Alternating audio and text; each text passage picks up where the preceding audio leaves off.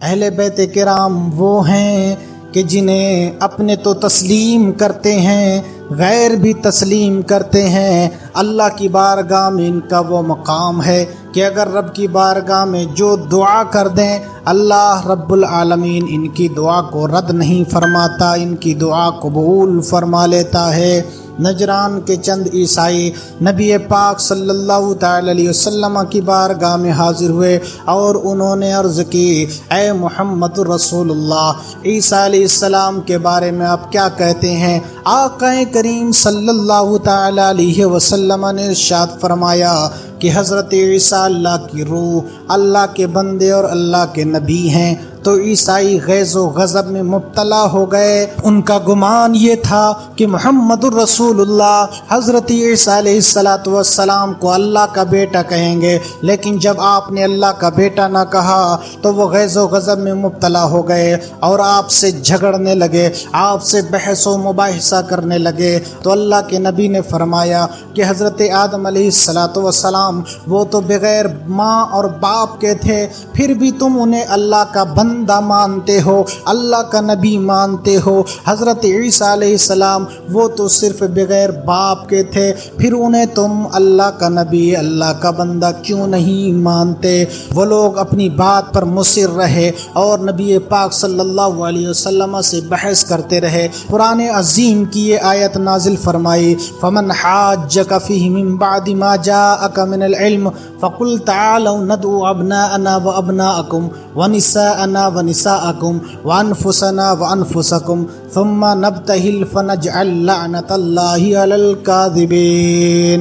اے نبی، اس بات کا علم آنے کے بعد اگر آپ سے کوئی جھگڑتا ہے تو آپ ان سے کہہ دیں کہ تم اپنے بیٹوں کو لاؤ، ہم اپنے بیٹوں کو لے آتے ہیں، تم اپنی عورتوں کو لاؤ، ہم اپنی عورتوں کو لے آتے ہیں، تم خود آؤ، ہم خود آتے ہیں، پھر ہم ایک دوسرے کے خلاف گڑ گڑا کر رب کی بارگاہ میں بد دعا کریں۔ ہم میں سے جو لوگ جھوٹے ہیں کہ نبی صلی اللہ علیہ وسلم نے جب یہ آیت کریمہ سنائی ہے، جب مباہلے کی دعوت دی ہے، نجران کے عیسائیوں نے کہا ٹھیک ہے ہم مشورہ کر لیتے ہیں۔ نجران کے عیسائی اپنے سب سے بڑے پادری عبد المسیح کے پاس گئے اور عبد المسیح سے اس نے کہا کہ محمد رسول اللہ نے ہمیں مباہلے کی دعوت دی ہے، کیا ہم مباہلہ قبول کر لیں؟ عبد المسیح نے کہا اے نجران کے عیسائیوں، اگر تم اپنی بقا چاہتے، اگر تم اپنی حیات و زندگی چاہتے ہو تو محمد رسول اللہ سے کبھی مباہلہ نہ کرنا،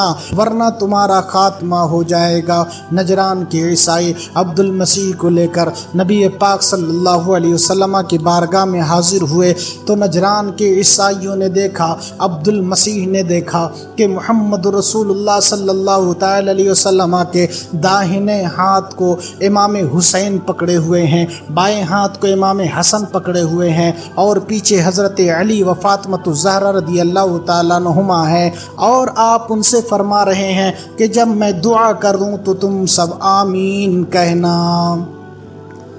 جب نجران کے اس بڑے پادری عبد المسیح نے دیکھا تو اس نے کہا اے نجران کے عیسائیوں، انی ارا لوجوہا لو سأل اللہ ان یزیل الجبل من مکانہ لازالہ۔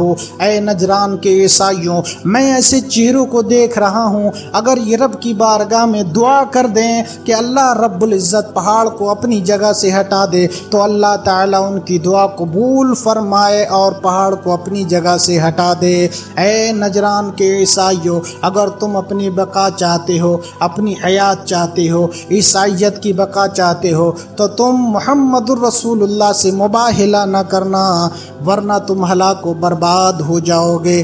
پھر نجران کے عیسائی نبی پاک صلی اللہ علیہ وسلم سے صلح پر آمادہ ہو گئے۔ تو یہ اللہ رب العالمین کی بارگاہ میں اہل بیت کی شان ہے کہ رب کی بارگاہ میں یہ اگر کوئی دعا کر دیں تو اللہ رب العزت قبول فرماتا ہے۔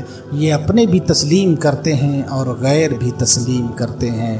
تو ہمیں اہل بیت کی محبت پہ جینا اور محبت میں مرنا ہے۔